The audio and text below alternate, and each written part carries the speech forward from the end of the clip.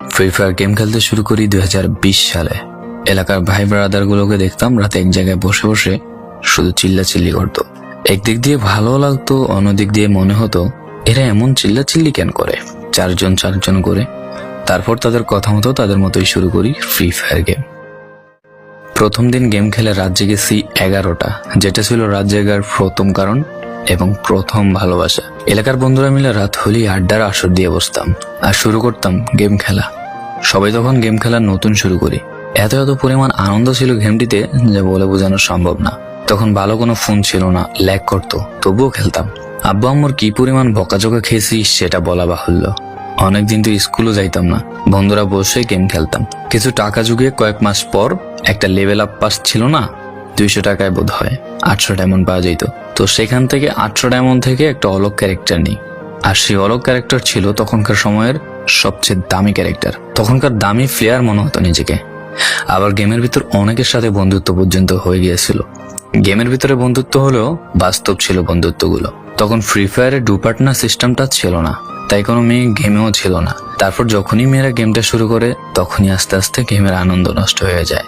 অনেক বেশি র্যাম প্রয়োজন হতো, তো তাই গেমটা খেলতে ভালো একটা ফোনের প্রয়োজন হইতো। কিন্তু তখন ফোন ছিল না, কোনো রকমে একটা ফোন দিয়ে খেলতাম গেমটা। ভাবতাম একটা ভালো ফোন হইলে গেমটা আরো সুন্দর করে খেলতে পারতাম, ল্যাগ করতো না ইত্যাদি।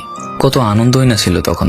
প্রতি সপ্তাহে শুক্রবার বসে সবাই গিল্ডের গ্লোরি ফুল করতাম একটা কাস্টমের জন্য। পরের দিন সবাই মিলে আনন্দ নিয়ে একটা একটা করে কাস্টম খেলতাম। আমার জীবনের প্রথম 3 বছরের ভালোবাসা। কোনো মেয়ের জন্য আমি গেমটাকে কখনো ইগনোর করি নাই। যখন মন খারাপ থাকতো গেমটা খেলতাম একা একা। একটা ভয় পাইলেই তৎক্ষণাৎ মন ভালো হয়ে যাইতো, মুখে সব সময় একটা মৃদু হাসি থাকতো।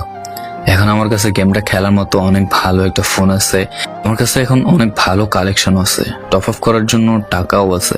কিন্তু গেমের ভিতরে থাকা সেসব বন্ধুরা আর নেই, সবাই ব্যস্ত হয়ে গেছে।